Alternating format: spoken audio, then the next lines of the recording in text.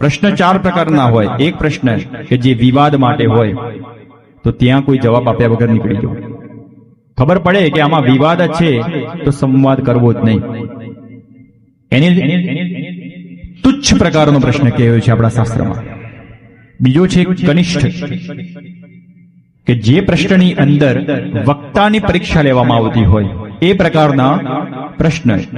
લક્ષ્મણજી રામજીની પરીક્ષા લેતા હોય એવો પ્રશ્ન ન કરાય. માટે છલહીના એવું લખ્યું ગોસ્વામીજીએ.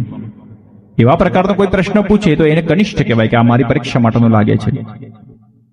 ત્રીજો મધ્યમ છે, કે જેમાં બુદ્ધિ નું પ્રદર્શન કરવાનું છે પ્રશ્ન કરનારે, પણ એમાં સામેવાળાની પરીક્ષા નથી લેવાની, ખાલી એની બુદ્ધિનું પ્રદર્શન છે કે આટલા તર્ક મારા છે.